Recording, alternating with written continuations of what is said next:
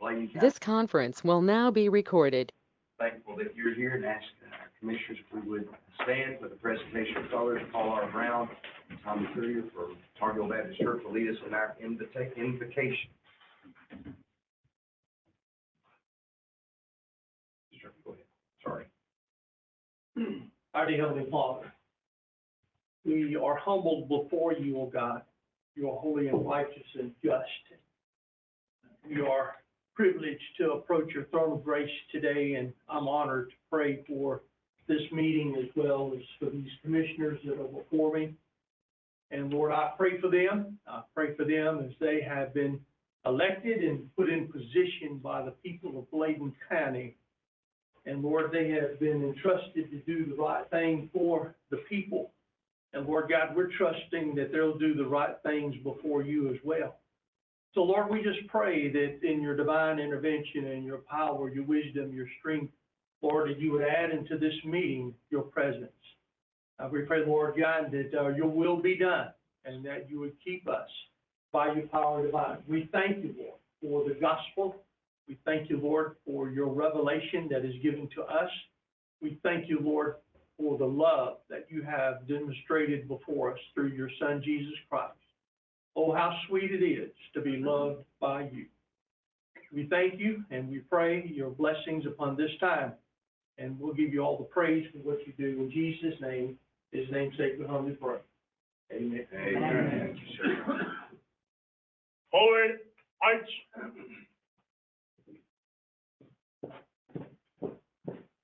House. Colors. House. Present arms. Sir, permission to present the colors. Permission granted. Aye, sir. Carry colors. Colors reverse. Arch.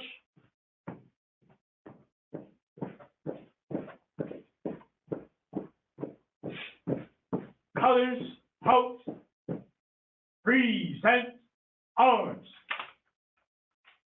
I pledge allegiance to the flag of the United States of America and to the republic for which it stands, one nation, under God, indivisible, with liberty and justice for all.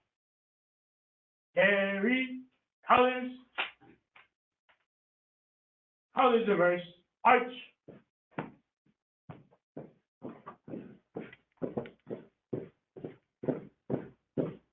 Colors. Halt. Present arms. Sir, permission to retire the colors. Permission granted. Aye, sir. Carry colors. Right. Haste. Forward. Arch.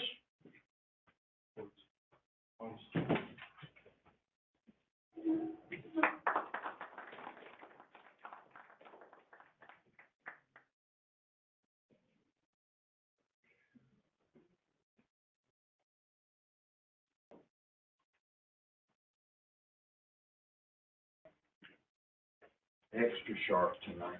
Thank you. Thank you. Thank you.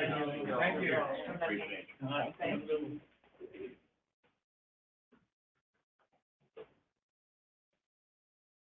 Entertain a motion from our commissioners to approve the consent items as printed before you there. So moved. Mr. Chairman, I got a question on Sure thing. item 210. Okay. Regarding the Bladen Schools, outlay request. Sure. My question is, are they doing anything to improve on the building for the primary school lunchroom? See, I was advised, and I could be wrong, that they go to lunch at 10:30 in the morning. Yes, sir. And so they really need to expand the size of the, that building. And they are. The last couple of meetings we've been in, that's been very much a topic of conversation. They're in that process. But they don't have anything in their items in regards to that.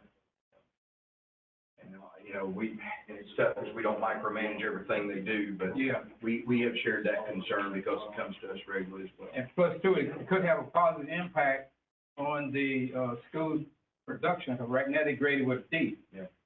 So if we can do something to assist the students, then maybe that process will go up as well as far as their grading on them. But right now, they really need to assist the students in regards to their lunch. Absolutely. Mr. Kramer, if we could maybe send a letter on our behalf, just again, re-emphasizing our concern about the extended lunch times, that they have to start eating lunch so early in the morning. Isn't that what they said, we're trying to get the money like they did for Tony Hill School? So that's right away. The flat black. We're trying to get a grant. They're trying to get the grants out of that. Yeah, they did.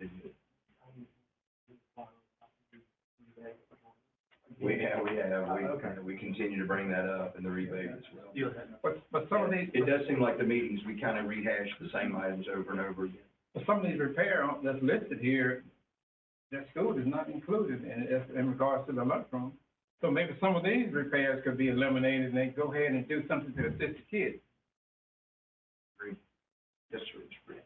I agree with you, Mr. Bullock, but at the same time, this is money that has been allocated, and they draw down, their board draws down as they see what they want done, but I totally agree with what you're saying, but when they ask for the request, that's money that's already been granted to them, and they submit for that amount to be pulled down, and we That's the only question I have, because I was thinking about on behalf of the kids. Yeah, and we can absolutely share our concerns as you raise. Thank you, Yes, sir, thank you. With that, any other questions? Not, we had a motion and a few seconds. All those in favor of approving the consent items as printed there, please signify by saying aye. Aye. All those opposed, like sign. All right, ask the commissioner to step down. We've got some very special recognitions tonight. No, it isn't, but, 10 years, 12 years. They got a P rating. It's been 12 years. Now everybody's on. Come on, both. Come on. Come on over here, y'all. That's Bonnie. Okay. This is something I do every day. So, in our community, there are fixtures. There are people that you just see everywhere you go. When you don't see them, you hear them and things of that nature. And Bruce Barber was one of those people. And whether you're eating at Giorgio's or just walking down Broad Street, he is one face that we miss very much. So turn things over to Joey for our recognition tonight. Thank you, Chairman McGill. My name's Joey Coleman. I'm the Director for Emergency Management here in Bladen County. And we're here tonight because we want to say thank you to Mr. Bruce and his generosity. Our office was contacted this past year for a gift that Mr. Bruce wanted to present. I had only ever met Mr. Bruce at Giorgio's whenever I was up there eating. He seemed like he was a great guy, and we are certainly humbled and very appreciative for the gift. We've got his family here tonight, so we can tell them thank you. So again, I wish I could tell Mr. Bruce myself, but I know you guys are super proud of him, and I'm proud to have known him. So something else we've done tonight, the county has put together a plaque that we would like to present to the commissioner so we can memorialize this gift and hopefully hang it up here in this room so we can continue to remember that generosity. And I'll read it real quick. It says, Bladen County Emergency Management recognizes the generous donation provided by Bruce Barber to support the Bladen County Firefighters 2025. So, Chairman McGill? Yes, sir. Well, and you can take a look at that. And, Amen.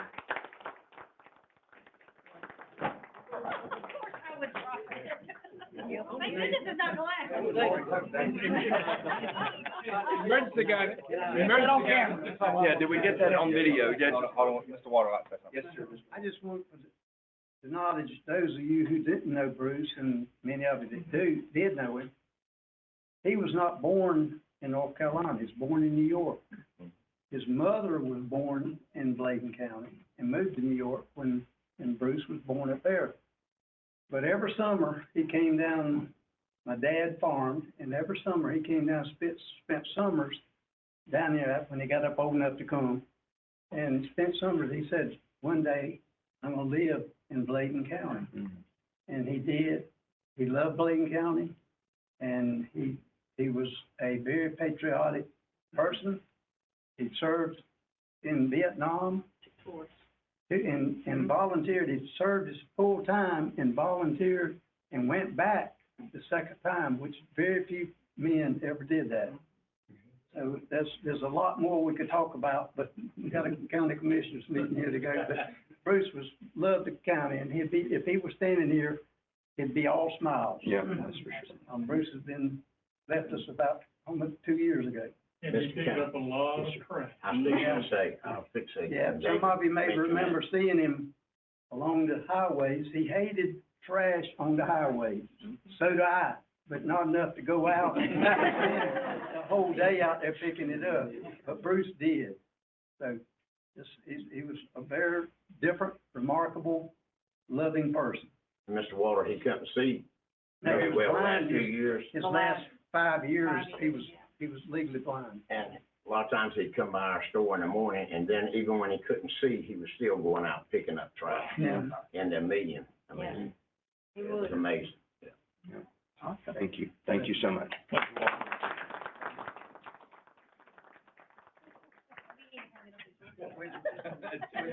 Yeah, thank y'all. Thank you. Thank you.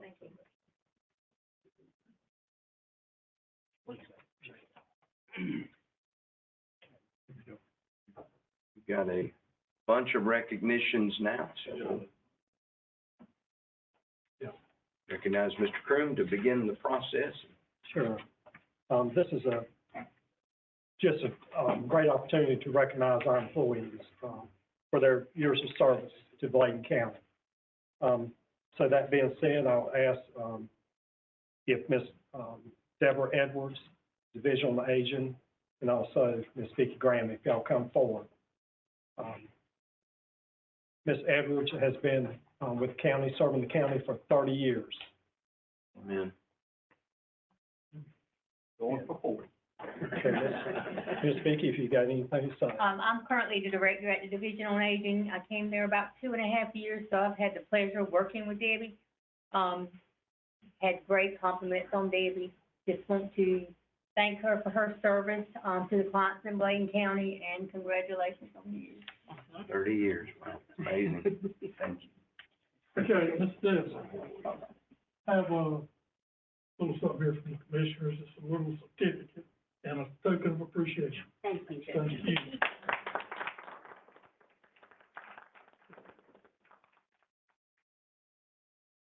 you. And Ms. Cindy Ariano with DSS, as Ms. Jill Sampson can accompany Ms. Cindy.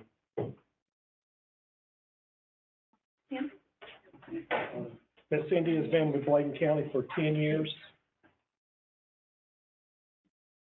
I'll let y'all speak. Yes, so Cindy is exactly what you see her as. Every single day, this is the smile that she greets us with. This is the smile that she greets our citizens with.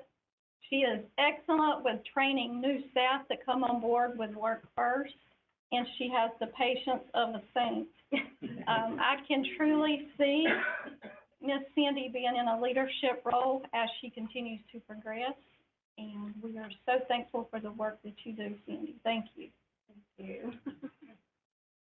Cindy, I have a, you can talk to her. Well, she did very well describing my Cindy. But, I'm Shimona Bowie Mitchell, and Cindy is my lead worker, and I just have some things to say. It is my pleasure to introduce a truly great lead worker whose integrity, professionalism, and steady commitment to excellence elevates the entire team. She leads by example, treats everyone with respect, and brings out the best in those around her. The Workforce Unit and the citizens of Bladen County are lucky to have someone who shows such consistent dedication, reliability, and genuine care. This is not just lip service. This is from my heart. I love you, Cindy Arellano.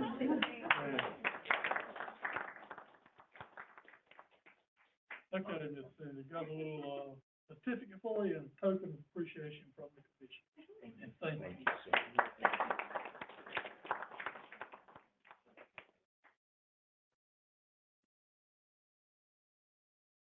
If Aspen Batten with the Sheriff's Office Communication. Secretary, if you want to come, Sheriff, you're more than welcome to come down too.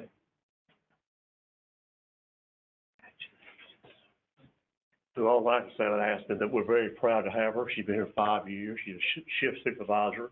and she's always, very courteous. The citizens of this county have done very well by getting Ashton. And, Beth, you know better than anybody. Yeah, she's very dedicated. She's always the first one to step in and help out.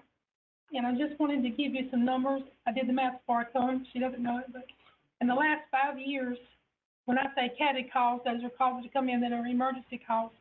For our center, we've had 245,511 calls, and only 2 dispatchers at a time. 245,511 calls, and that's what's taken 25,344 of those calls. Wow.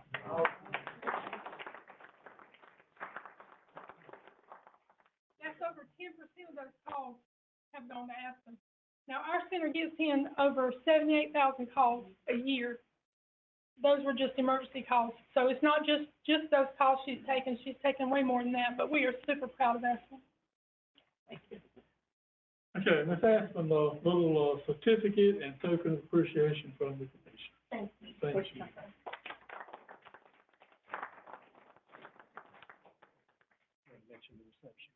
Sure. We're going to take just a brief time to break and have a reception and spend some time honoring these. And so then we'll convene in just the next few minutes back in here. This conference will now be recorded. Okay. Matters of interest to commissioners, we do have 501. Consider authorizing me to execute a letter of confirmation with DEQ. This is for the infrastructure projects. Motion to approve. Thank you. Is there a second? Second. All right, discussion. Not all those in favor of approving, please signify by saying aye. Aye. All opposed, like sign. With that, recognize Dr. Terry Duncan for a report from our. Oh, I got one thing. I'm sorry. No. So, I got a call today. I got one email, but I don't have what I need. This company called Finite. They take hog waste, hog lagoon, and they turn it into a fertilizer. They're already doing it in Bladen County. They're doing that at Oak Grove Golf Course. Right. USDA has got this big grant, and they're gonna apply for this grant so they can get bigger and better and help the hog farmers get rid of the lagoons and all that stuff. And they just wanted to know if we send a letter of recommendation in their half to USDA, supporting that. And if the chairman and the board approves it, then I'm supposed to have a letter on my computer tonight. I'll send it to Marie and Sam, and then they can edit it and change what they want to if we approve it, and the chairman can sign it. I'll make that motion, Mr. Chairman. Second. Any other discussion? All those in favor of approving, please signify by saying aye. Aye. Those like sign. Thank you. Yes, Doc. I just said, when, on your 5.01, I just had a question. On those, amounts, was they automatically, is that the same amounts that were originally, earmarked for them? Yes, ma'am, and there'll be a reimbursement. Okay. So there won't be a blank check, there'll be a reimbursement. Okay, thanks. Thank you. All right, sorry. I was jumping the gun. I was ready for you. Come on. Thank you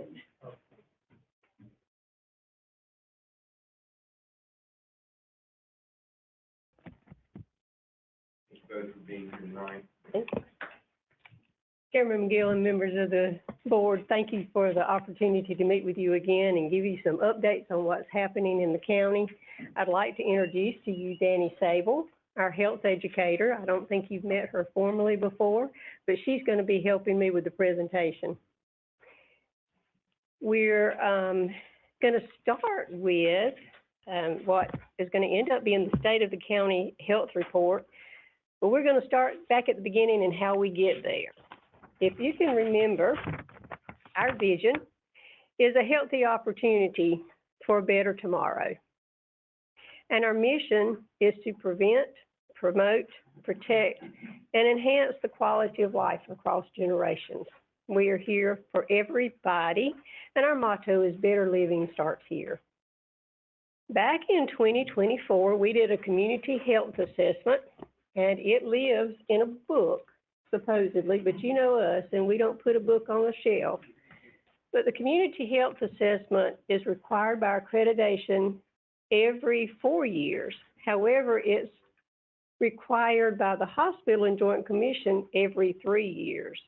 we have the great teamwork with Bladen County, Cape Fear Valley, Bladen, so we work with them and do our community health assessment every 3 years. So this community health needs assessment for health was done in 2024. It is used by not just us, but just about anybody that's writing a grant is going to need information that is in here. A copy is available on our website so that you could go directly through that, and also a printed copy just like this in Bladenboro, Clarkton, and Elizabethtown libraries. If there were municipalities that would like one in their office, we could make that happen as well.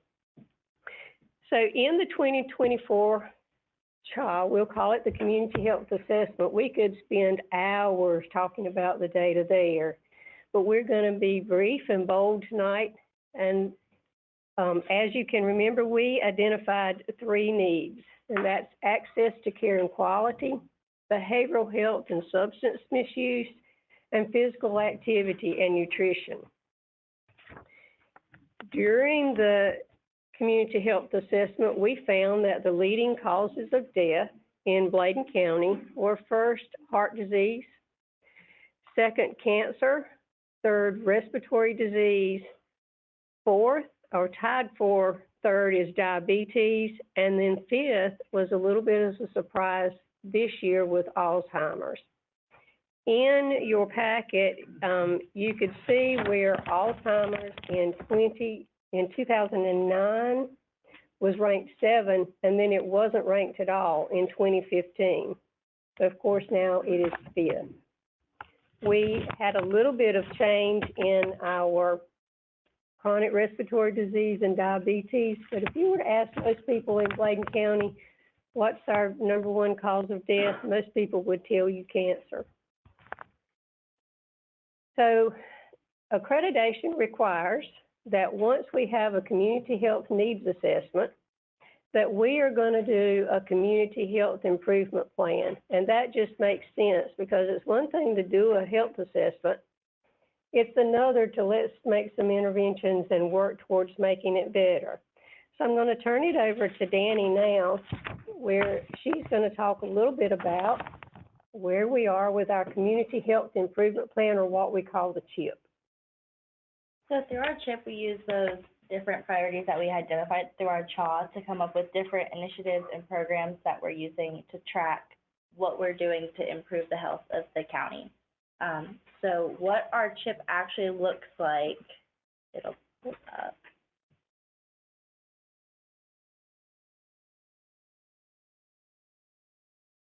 This is what the website for a CHIP looks like, and it's how we are tracking all of the data that we're getting. So we have our different categories like behavioral health, nutrition and physical activity, and then healthcare access and quality. Some of our new initiatives that we're doing, we have previously done the Walk to the Bethlehem and Walk to the Cross.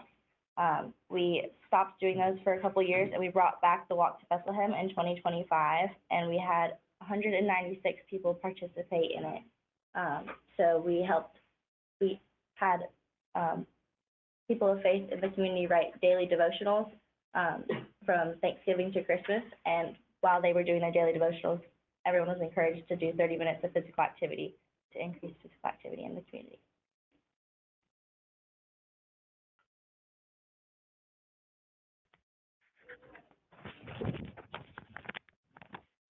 So we're going to talk first about the CHIP improvement, behavioral health and substance misuse.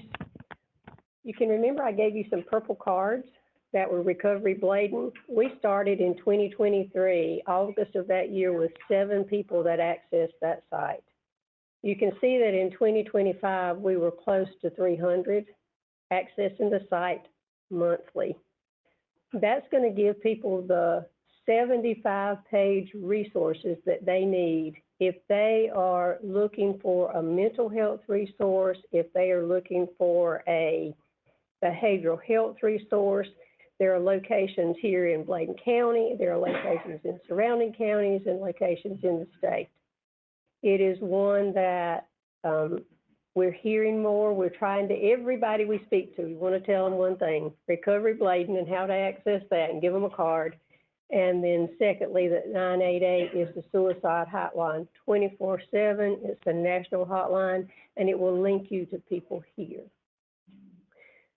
During the community health assessment years ago, I think we met with y'all around 2019 for a opioid community assessment, and you can remember then that we were having overdoses. I'm sad to report that in 2025, we had 10 fentanyl-related deaths in Bladen County. That's compared to 5 the previous year, January to December of 2024. We have done a lot of work with some of our committees and trying to do outreach. Again, we're asking you that if you know of anybody we can go talk to, whether it be one-on-one, a civic group, a youth group, a church group, we will go anywhere in this county and we will meet when they meet. I'm happy to report that as of today, we have only had 1, and 1 is too many, fentanyl-related deaths January through April as compared to 3 in 2025. So we're working very hard. As of month before last, we were in the top 10 counties of fentanyl overdoses. And when I say top 10, and not top 10 in the state, we were number 1. And the only surrounding county that was in the top 10 was Robinson, and it was number 4. As of the last reporting, we're out of the top 10. We worked very hard, and I talked with you last year about vaping ordinances and trying to work with municipalities. You can see on our Bladen County map that we have successfully had Bladen County ordinances in Dublin, Bladenboro, Clarkton, and East Arcadia, and we're working now with Elizabethtown and White Lake and hope to start working with Tar Heel soon. So on to our access to care, we have recently started providing STI screening and education at places such as Prestige Farms. We went out with a team from the lab, nurses, and translators and did on-site STI testing to over 20 people. We also do medication takebacks with the sheriffs, where me and another coworker go out and we set up in local pharmacies, and people are able to bring in their unused and expired medications to us, to then the sheriffs will safely dispose of them instead of them being flushed or thrown away. And then one of our biggest partners is Trillium. In the last year, we were able to serve 1,132 Bladen County residents, with 857 of those being mental health cases, 201 being intellectual and developmental cases, and 268 being substance use cases. As for physical activity and nutrition, the Bladen County Health and Human Services Worksite Wellness Group does monthly wellness walks to increase physical activity within our agency, along with we have a monthly wellness calendar with different activities that you can do at your desk or while you're working to get a little bit of movement in throughout your day. We had our highest number of participants at the health department with 32 in October of 2025. And we talked about the Walk to Bethlehem a little bit earlier, where we had 196 participants who were encouraged to not only improve their spiritual and mental health, but also their physical health as well. So when we look at the community health assessment move to the community health improvement plan, you've just now heard the state of the county.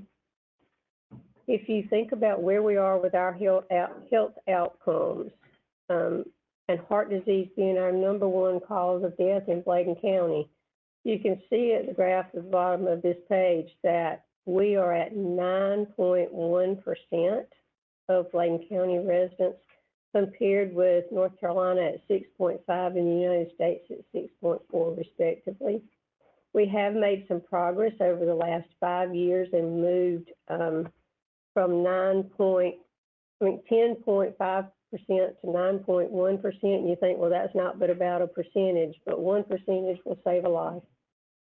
We have made a true effort this year to start looking and focusing on heart disease, not just in the month of February. You hear me every February tell you this is American Heart Month. We want to do something every month between now and then, focusing on heart health and nutrition, physical activity, just more in general. We're working with Cape Fear Valley Bladen and our staff to provide community hands-on CPR, because it's not if but when we're probably going to need it. We are working with the Substance Misuse Task Force and Opioid Steering Committee to work diligently to decrease those deaths and to not have any more. And last, the diabetes self-management. Diabetes is at least the third or fourth cause of morbidity here. And as of right now, there's not a place that you can get diabetes education in Bladen County, but there will be.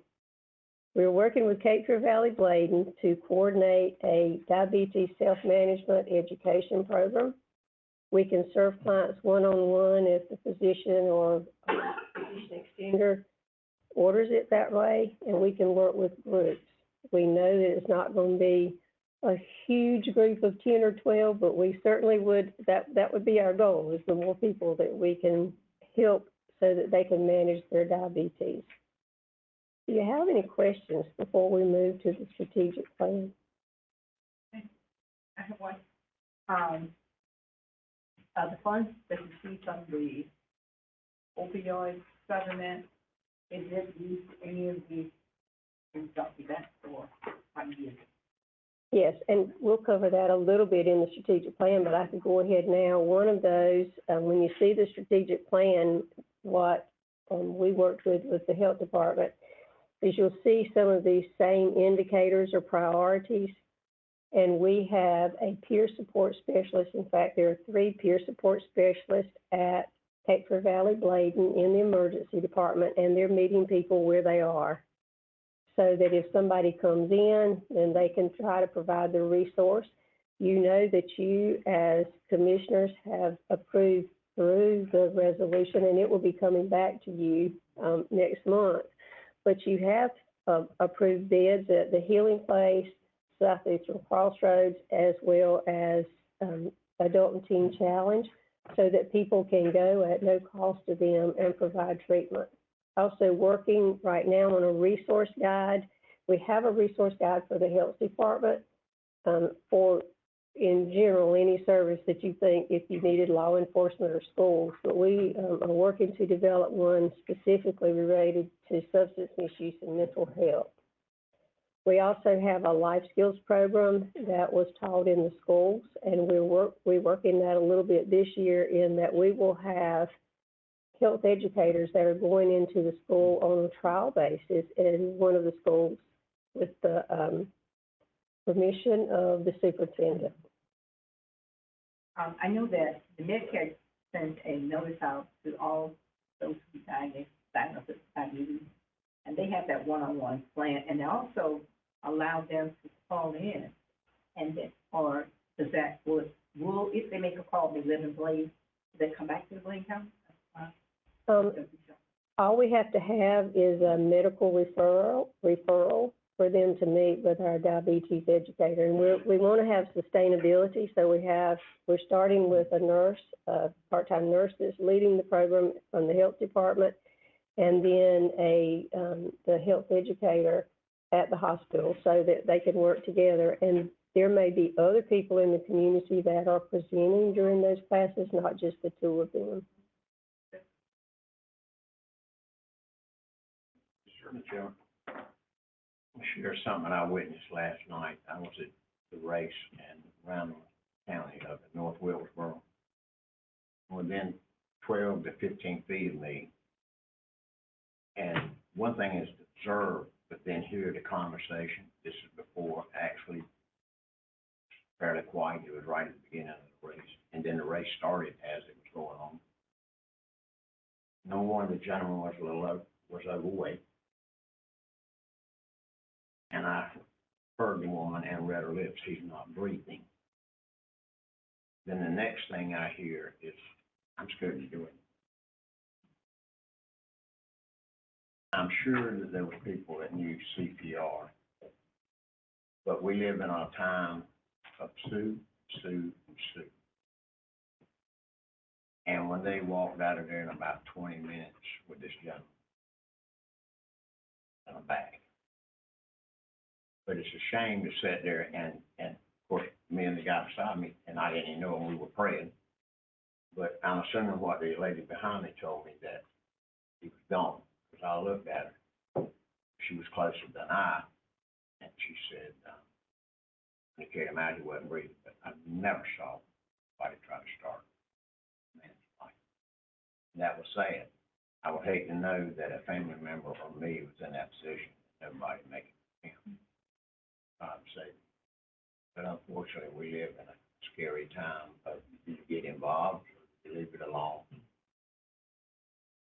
Just about scary to tell you this, because I could get a call tomorrow just from making a statement that somebody would say was false. But it ties in with this real well. The need, if it wasn't anybody, we got to do it. The need to get involved. But I could tell by the conversation of people around, when you got 30,000 people, somebody needs. But nobody. You do have good Samaritan law. I mean, which, that's still, like you say, people can, or Alan knows better than anybody probably, but I mean, obviously, people Sue you for breaking their ribs. Yeah, right. You'll, like you say, you'll dive in, you left too early, you didn't do this, you didn't do that. Unbelievable. You sitting there in 100-some degree direct heat too, overweight. It was just sad to observe. It sort of ruined the night because it was the nighttime. But I think the key is, like you all are giving education, so people feel confident that they know what they're doing. I know you've helped my wife, and they're doing CPR classes at our church and those kind of things. People feel more confident if they go, you know what, I had training recently, and I'm comfortable doing this, so thank you for continuing to do that in our communities. And so many people don't understand now that the general public is not expected to do mouth to mouth.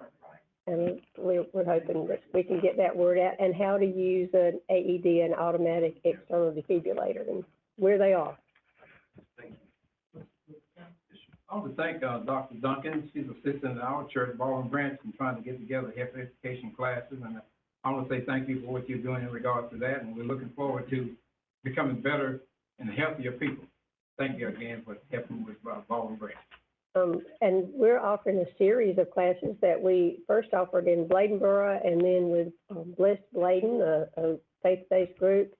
We have a potential opportunity even to do some faith-based nursing with Blue Cross Blue Shield. So we've got a lot going on, getting out in the community more. Thank you.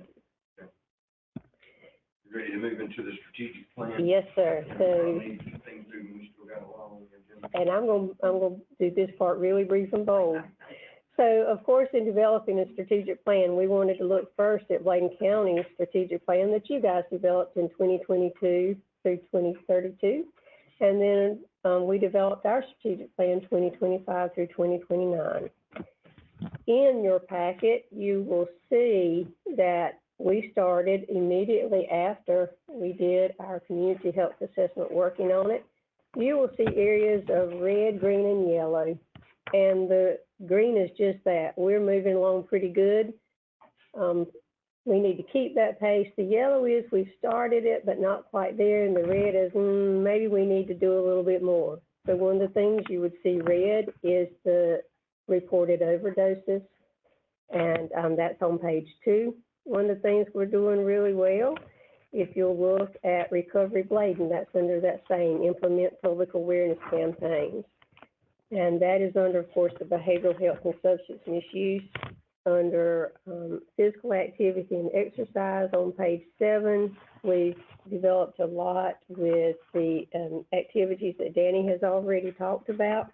And working now with American Heart Association and their regional consultant, we're beginning work with them. Under D, community engagement and outreach, we've got some work to do on our advertisement and our resource plan, but you may have seen that we're offering an environmental health food vendors opportunity to come and learn about what's required to have a permit and that we want to help people be successful. So we've got a lot going on in this document. If you have questions about it, I'll be glad to let you know. But this is, we look at this at least every quarter, if not every month. Thank you. Nancy from Mark. We have 701, 702, they're approving the memorandum of agreement with Sampson County Public Transportation, both of these memorandums. David, Chairman of the Board of Commissioners. Thank you for being here tonight, all you do. All right, you see the two memorandums before you? Motion to approve. Second. Entertain a motion for both of these to have a second on both. Both of them, yes. All right. Is there any discussion? Just have one question on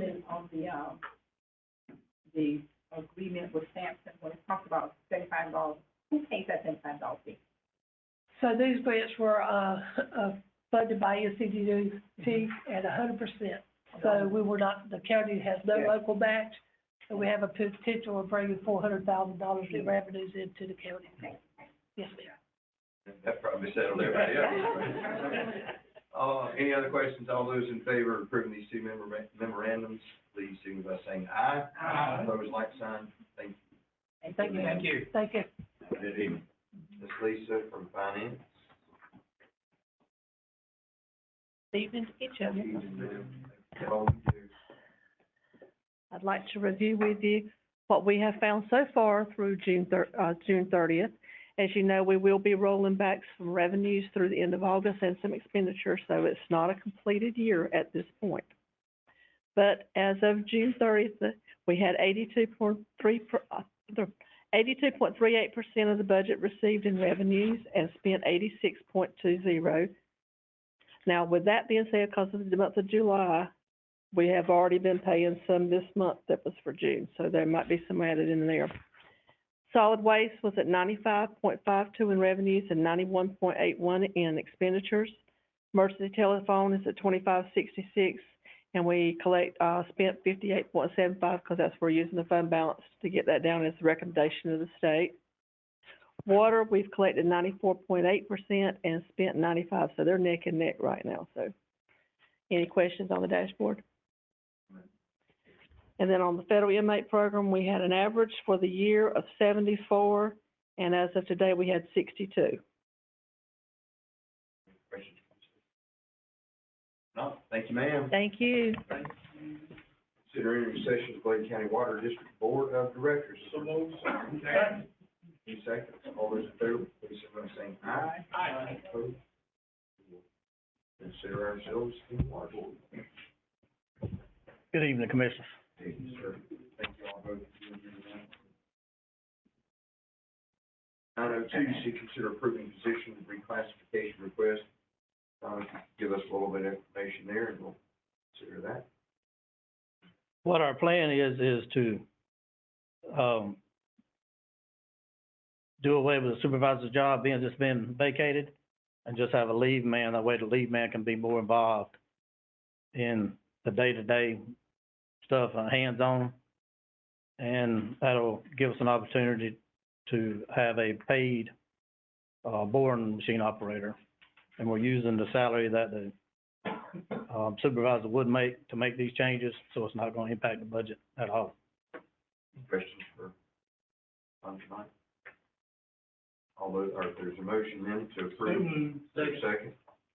Have a second. Any other discussion? All those in favor of approving this reclassification 9.02, please signify by saying aye. Aye. Opposed, like sign. Thank you. I have a question. How are you gonna decide who's gonna take what? We'll advertise in-house for the lead man position. And the new technician, it'll be put out to the public for. Thank you. All right, give us an update regarding taps and all the other issues we're facing in the county. Well, this month we've had quite a few taps come in, 2 and 3 per day, and we're working to keep up with them. And here in the last couple of weeks, we've had discolored water all over the county, and some of that's due to farmers connecting to the hydrants, people filling pools. some of the fires around. Yeah, and some of the fires. And, I appreciate you sending out the code red and other things. I think when people know, okay, when I come home today, my water might be tainted, it helps them to deal with it a little bit better than surprise when they get home. Any idea how many hydrants are still damaged, not in use? On the list we have, I think, 4 hydrants left. After we dug one of them up, it needed an extension that don't usually come, so I got it ordered. It should come in this week and we'll be able to work on it. Yes, sir. We're gonna get a spreadsheet. You have one, it's on OneDrive. It's a lot, it's on, the link was sent to all of you. Just sent out, when was it sent? A couple weeks ago. I mean, update, It's got the update on it. 2 weeks off? No, it's It's a continuous, a live link, so you click on it. every day it's updated. But the email went out a couple weeks ago. Mhm. Yeah. How we can keep up. But if, just for the sake of, for us, maybe each month or each meeting, maybe we can have it printed in our packet as a spreadsheet too, if that would be helpful. Certainly do that. All right, yeah. Are you saying that individual citizens can just go to the fire hydrant and get what amount of water they want? No, it's illegal, but we can't do anything unless we physically catch them there. But when they do that, are they destroying the fire hydrant or making damage to it? No, most of the time not. They're just pulling it out so fast that it discolors the water in the area. Okay, thank you. It does sound like we need some way to govern that. Yes, sir. I've had a couple of phone calls. I know we got the notice about the water bills going out late. Uh-huh. I saw some on Facebook, and I also had some phone calls where people received their water bills after the 10th, which I think the 10th is when they're supposed to be paid by and the late fee starts. Right, I live in town, so I'm. Right, because the bills came out so late, we didn't, post a late fee this month. That's what I wanted to do. Thank you so much. You answered my question. Any other questions?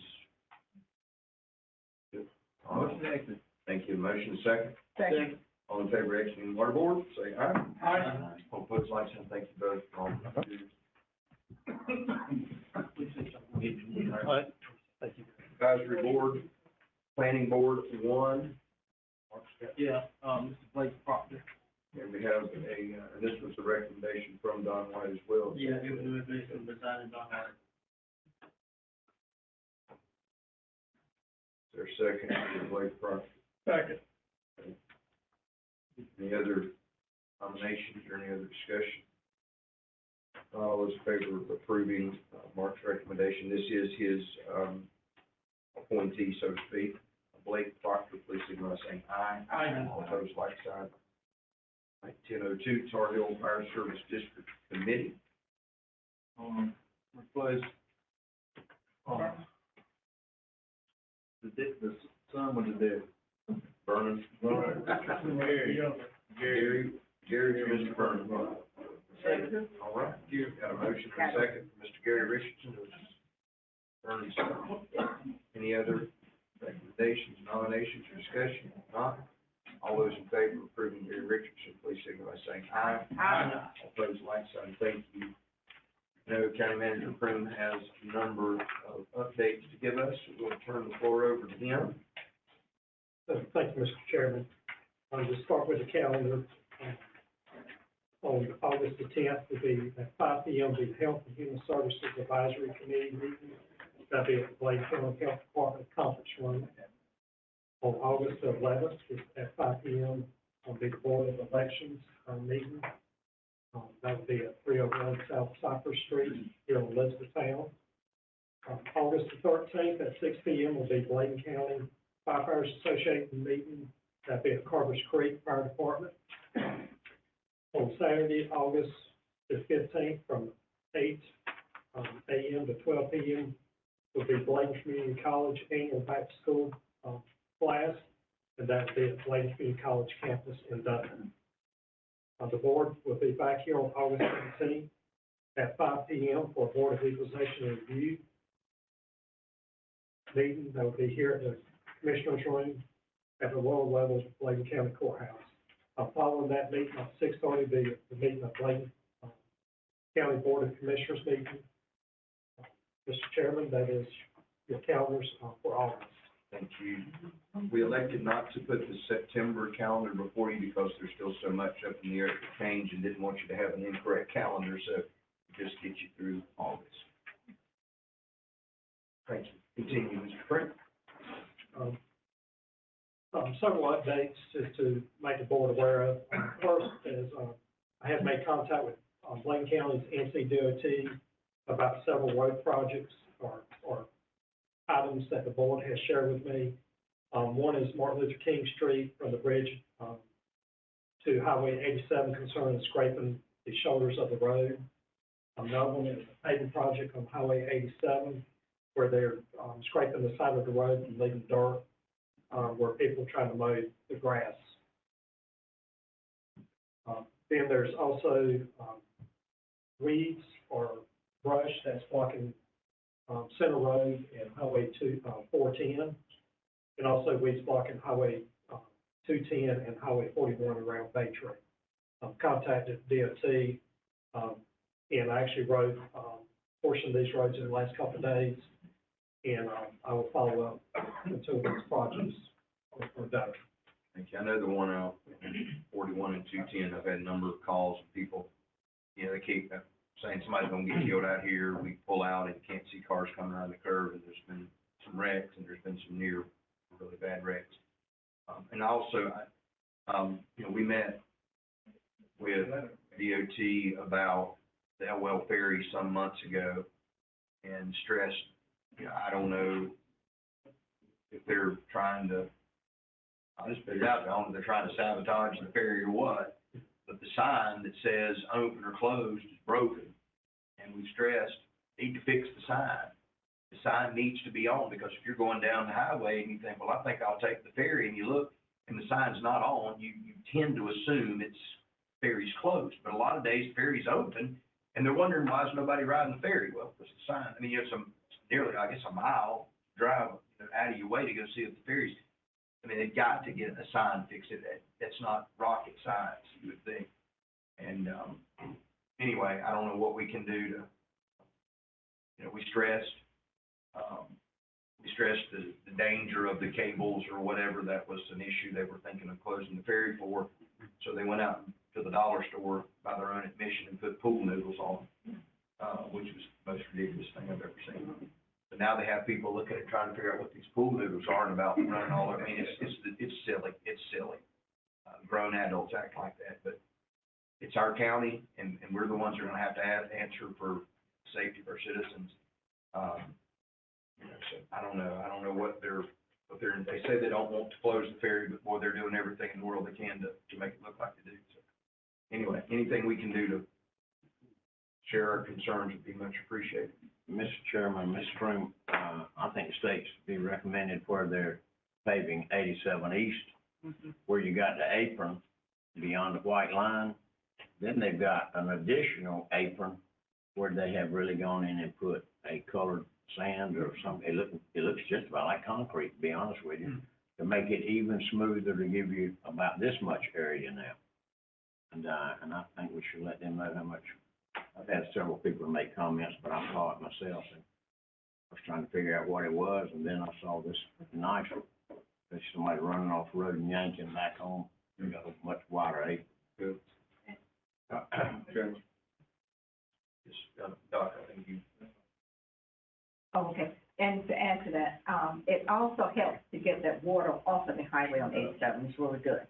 And I'd like to add a couple, East Arcade Road, Mr. Crum gave that several months ago. DOT said they're gonna come in July.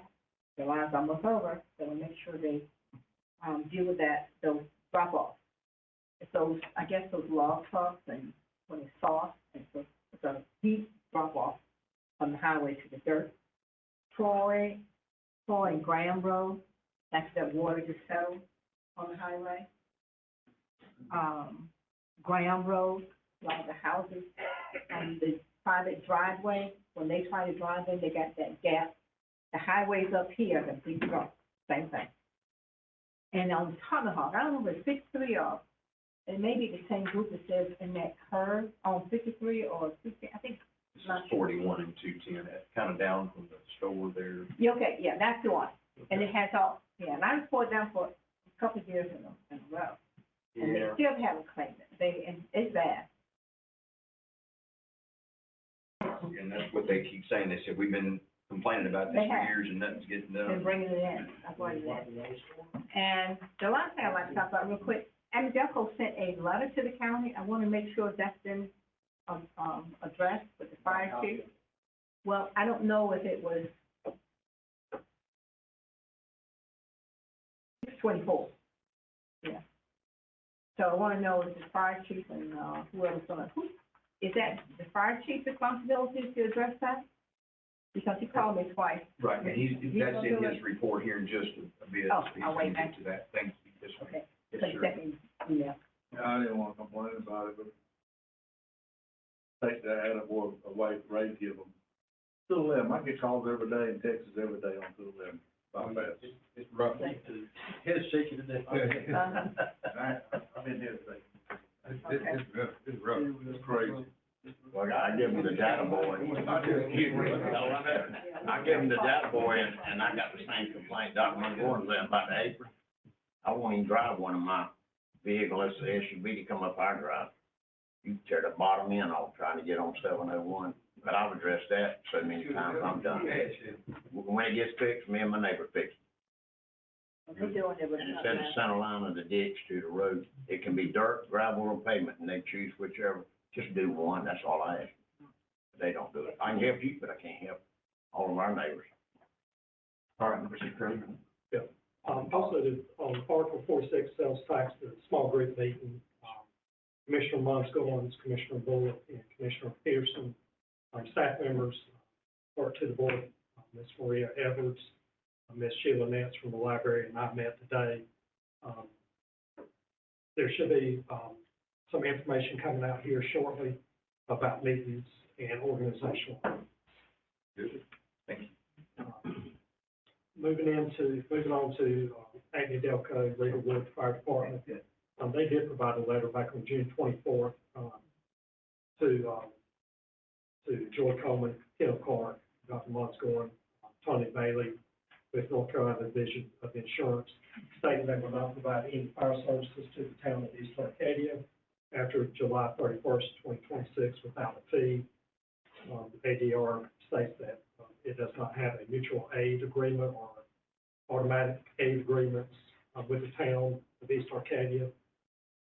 In addition, ADR states that they will respond within the town of East Arcadia, but they will start charging a fee, and that fee would be $4,600 for structure and $1,500 for extraction.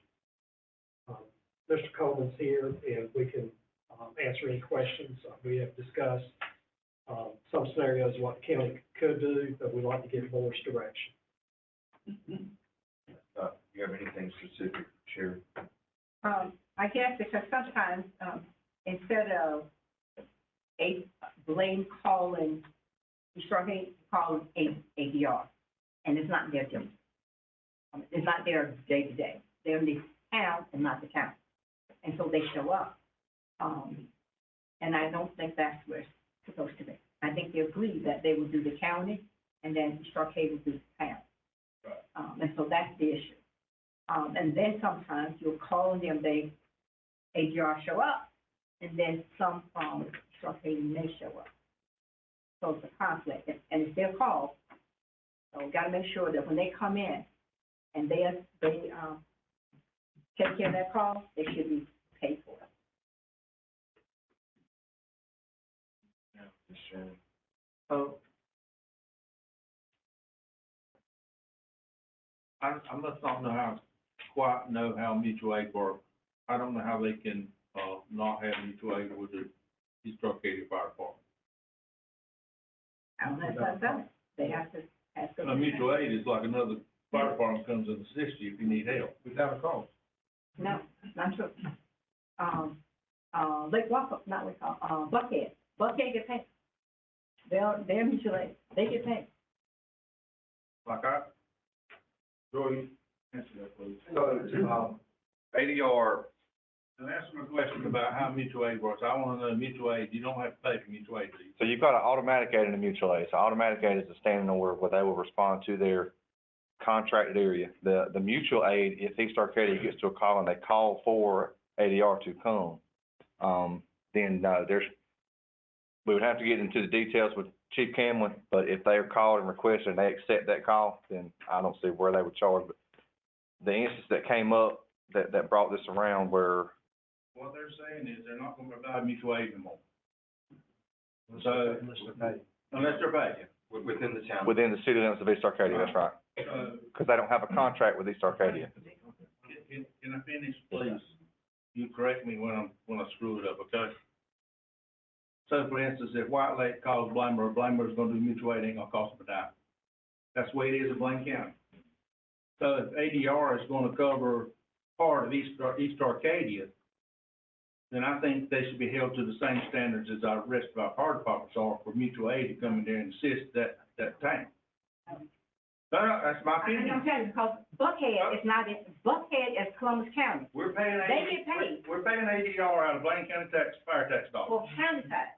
Oh, That should be provided for the mutual aid. well, I don't think so. They don't pay taxes. We pay taxes. You have to have agreement. It's the problem, there is no contract. Exactly. There's no contract between ADR and the town limits of East Arcadia. So is the town of East Arcadia and ADR, are they willing to enter into a contract at this point? Is this? That would be a question for them to answer. I don't know. Could we reach out and see if the contract could be agreed upon, and that way it would solve the issue? Same looks like to me. Yeah, we can definitely find out and ask us. Yeah, and there seems to be just in this letter, it's hard to sometimes read it without reading into it, so let's don't read into it. Has there been any scenarios where the shoe was on the other foot and they needed the Arcadia help, Not that I'm aware of. Can I say the So what would Buckhead happen does there? have, I know, the Buckhead does have an agreement with the county, with us. I'm saying these two entities, ADR and, They're being called no matter what. The county's calling them automatically for every call. Instead of calling East Arcadia, they're calling, ADR. And it's East Arcadia's call. So they should not, that's not a mutual aid. That's calling them for the town. You're saying that they should call East East Arcadia rather than call. Right, exactly. East Arcadia needs the backup service. That's Yeah. right. They would call. And And then there call needs East to be a Arcadia. meeting, and find out if ADR would be willing to enter into that contract. That's what I'm thinking, there may be some. Yeah, we can definitely find out. I can talk to Chief Camlin. Yeah. Yeah, let them know about that. And I would say that needs to happen like tomorrow, or. I'll call him tonight on the way home and see if we can't line up something tomorrow. And let the dispatchers know too. Yeah, Call that's right. ADR, call East Arcadia. I'm sure they confused. Okay, all right. But they really need to, identify the line. Mm-hmm. Because one side of like Granville is town. Yeah, The other so side is town. the fire district lines have been getting, clarified for the past couple of months. The fire marshal's office and, the ladies at Central have been working real hard with, our contractor to get those things straightened up. I'll talk to Ms. Beth tomorrow and, Chief Camlin, and we'll make sure we get those wrinkles ironed out. I'll get an answer for you. I think, the first one is Buckhead's their first call. Thank you, Chairman. Okay, yes, sir. All I was trying to say with Joy, Yes, sir. is we're paying ADR out of Blaine County fire tax, Mhm.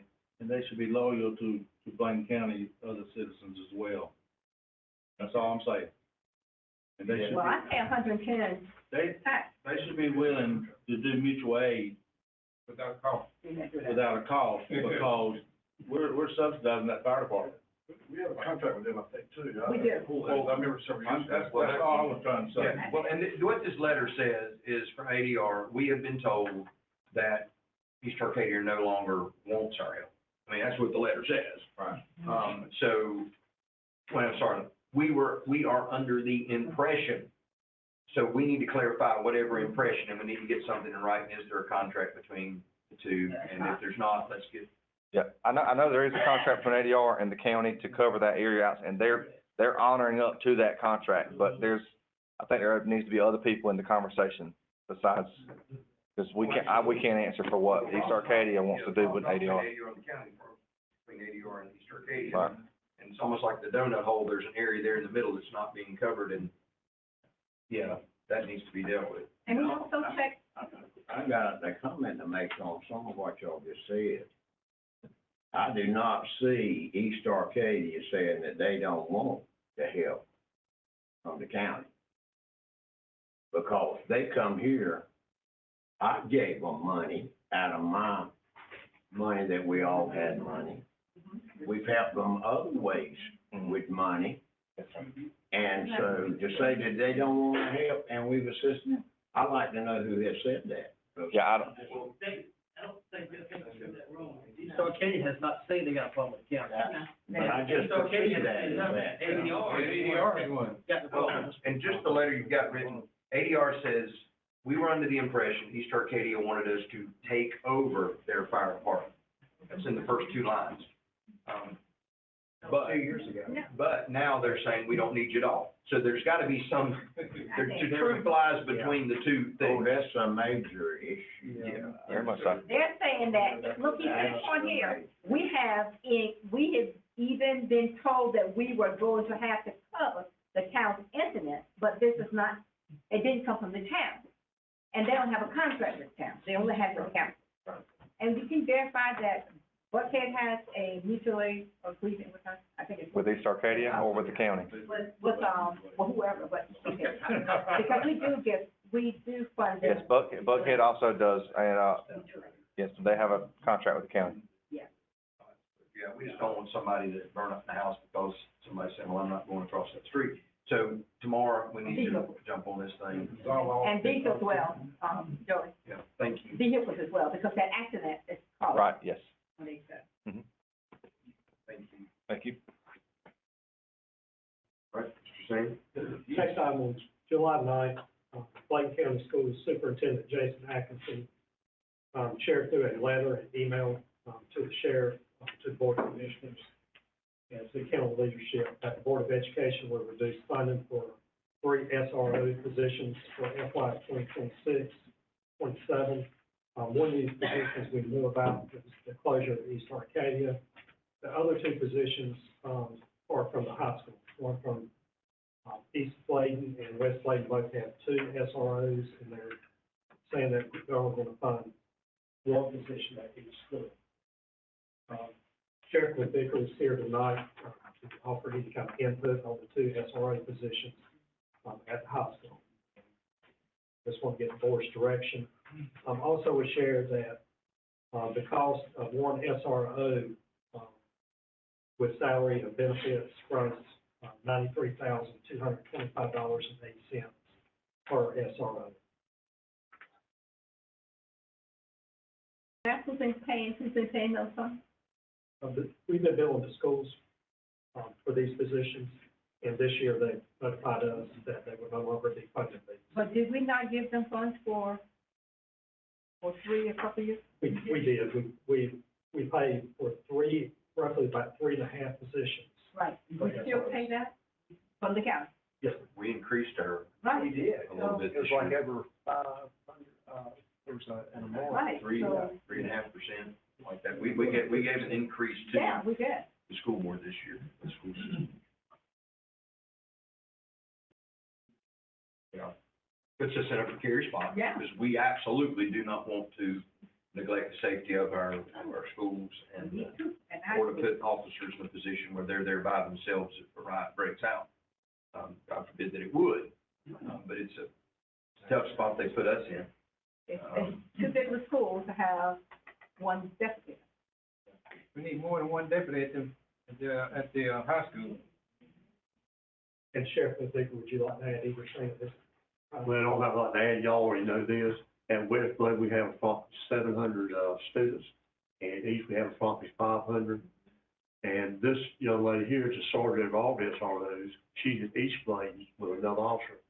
If one calls in sick or something happens to have court, she can go fill that position. And, the stats of the crime that occurred at school is not really publicized for a reason. But if we need folks on, we can, I mean, we got them. And, you know, we always talk about the students and the staff, and more importantly to me, my deputies. And I think having one officer in high school in this climate, the thing we go through now today, makes no sense. So I would ask, whatever say y'all have, please don't let it happen. Sure, if I may. Yes. So, and this is just coming from me being an SRO and seeing all of my SROs interact with the students and the staff in the schools all year round. I can tell you that these relationships that we build in these schools are long lasting. These are not just, okay, we're here for 1 year and, they just know us as the guy that's gonna charge them or the guy that's gonna say, hey, you know, you need to do a little better about getting to class or something like that. We are building these relationships with these children. When they get out in the real world, they remember those relationships, and we have mentored so many of these students. I cannot tell you how many students that I have had that have graduated and come back. I've seen them in the public. They come up to me, they give me a hug, they say, hey, how are you doing? And I hear that they're going to college or they're playing ball or, you know, they're doing what they always wanted to do. That is just one aspect of what we do in these schools. And I don't think that reducing the number of SROs in the schools is the answer. The other part of that is when we have things that do go on in the schools. Yes, sir, I'm sorry. No, go ahead, I'm waiting for. But when we have things going on in these schools, 500 students to one SRO. I've been there. I don't like it. I've been there. I can say that we fought for 2 positions at the high schools and surrounding counties. Most of the other schools, high school level, they have at least 2, if not 4, at the high school level in surrounding counties, especially looking at Robinson County. So I would say, just from my standpoint, for the safety of not just your SROs, but your safety of your children that are in these schools, our children in Bladen County that are in these schools, we're not just there for actually charging kids. We are there for mentoring them. We're there for their safety. The staff feels better when we're on campus. If we have where a reduction was to happen, there may be times that a supervisor that might be at a high school or somebody even at a high school may have to leave to go to another school because something's going on if we reduce the number. And I think we all agree, I would just, obviously, not only did we not reduce the number, we funded and then some to keep the number as it was. Yes, sir, Mr. Peters. No, what I was gonna say is everybody agrees that speech, you need to give it to the school board, Yeah, because I mean, they're ultimately responsible for it, but I think if there's some way that you can find the money without dipping in the fund balance or taking it from somebody else or taking it from somewhere else, I ain't got a problem with it, but I'm not for increasing the budget from the $200,000. And the school board sending us clear messages they don't want them. I know they probably need them whether they want them or not, but they need to squeeze a little bit too, not just come to the commission on $200,000. Can the town take over, build down middle and primary school? You know, in some counties they do that. I know in Cumberland County, 2 years ago, I think Sheriff, up there pulled all the SROs out of the towns. And, Ann Brown came to me and begged me not to ever do that. And I don't want to do that. You know, these children and this staff is our responsibility. And we don't mind doing it as long as we got people doing it. And you know what you were talking about the mentor? You know, I don't know if you ever had a conversation with Hope Campbell. She still talks about Joe Kelly, who was the #1 first SRO in this county. And she still talks about how Joe Kelly changed her life. So there's a lot in what she said. And we agree. What about Emerald and Paul Brown? Emerald, the town takes care of that. Would it be, we certainly don't want to belabor the point, but would it be worth following up, look at the options of it? And I know you don't want to, could the town help fund, even fund the sheriff's department for the schools that are in the town? Yeah. And maybe you and Lisa look at the budget, and is there an area that, yeah, might be getting called out of a turnip, that within our, like Mr. Peterson said, yeah, we, because of the reeval not happening, we've gone into fund balance a whole lot more than we were comfortable going already. We don't want the positions cut. I mean, I think everybody around this board would agree. Does anybody not agree with that? But isn't part of our funding going from here, somebody goes to Emerald? Or ADM. Yeah, I mean, depending on how many students they have after 10 days or whatever, I mean, there's a And then- percentage, but that's automatic. For security reasons. No law. Just that. Money follows the student. I thought it was security reasons. I know it would be nice to make a decision on this and move forward tonight, but is there a way you guys can work together and see where we can find some money as opposed to appropriate money out of fund balance? Because I think you know the will of the board at this point, that we're all wanting to keep the SROs as they are. We thought we were. We thought we funded the school board's request, budget as best we could with 3.5% increase over last year. The last thing we thought would be get a letter saying we're cutting out these SROs.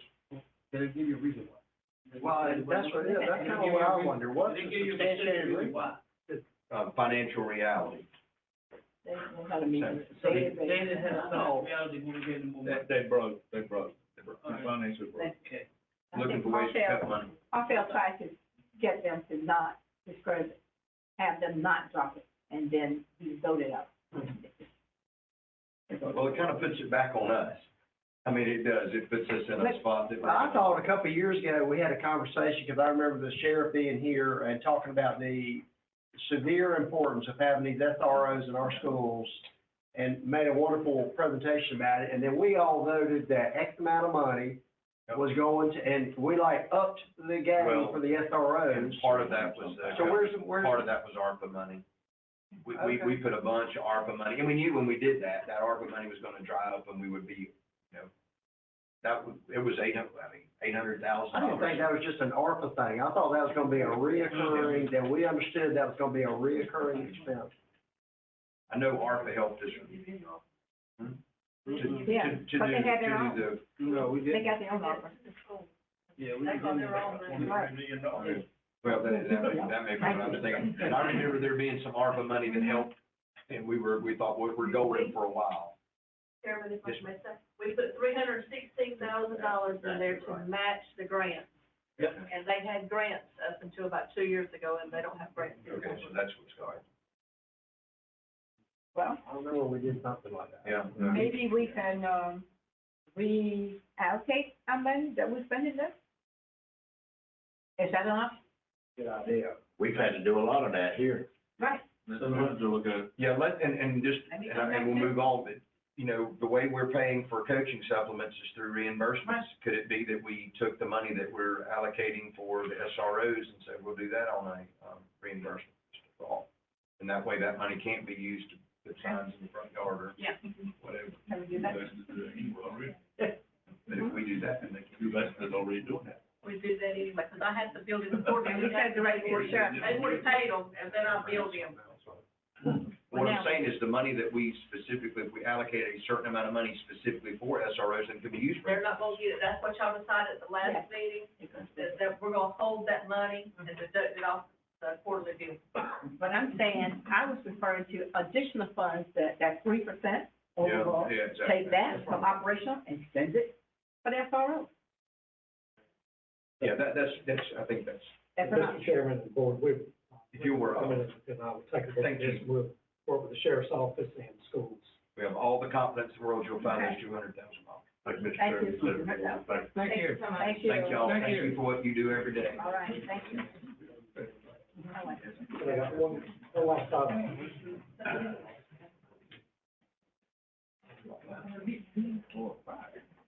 Thank you guys and gals, appreciate you. Anything else? Yes, talked to, Adrian Lowry, about Bladen County Essential Single Family Rehabilitation Loan Full Program. That program will cover 3 to 5 homes over a 2-year period, where they do rehabilitation to homes. Home value has to be, roughly about $50,000, tax value, but they will invest $40,000 to improve people's homes. The homes must be owner occupied, gross income must be below the 80% of the area median income, based on HUD's evaluation. The homes must be real properties, real property. Owners must be 62 or older, or have a family member that's living in the household who is disabled. Or children in the homes that are below the age of 6 years old, and the home was built before 1978, where lead hazards could be potentially involved in the house. In this program, the home inspector or rehabilitation inspector will determine if there's at least $5,000 worth of home repairs to the homes. Part of the program is they'll do them repairs. They will record a deed of trust on the home for 5 years. The homeowners do not have to pay any money back.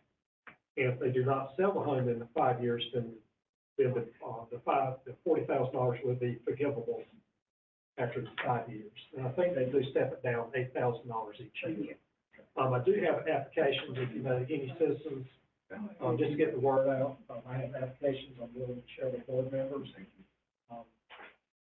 And the contact information will have Mr. Lowry's contact information, and even Maria's information is on there as well. Thank you, sir. And that's all I have. All right, thank you, Mr. Trim. Any individual delegations wishing to address commissioners? Matters of interest to commissioners. I will entertain a motion to go into closed session for NCGS 143-318.11 economic development. So moved. Personnel. All in favor, say aye. Aye. Opposed, like sign. We'll get back there as quickly as we can, folks. Thank you. This conference will now be recorded. Motion to adjourn. Come out of closed session, say aye. Aye. All opposed, like sign. All right. Second. All in favor of adjourning? Aye. All right, guys. Thank you. Black and white, don't, we've already adjourned. Congratulations.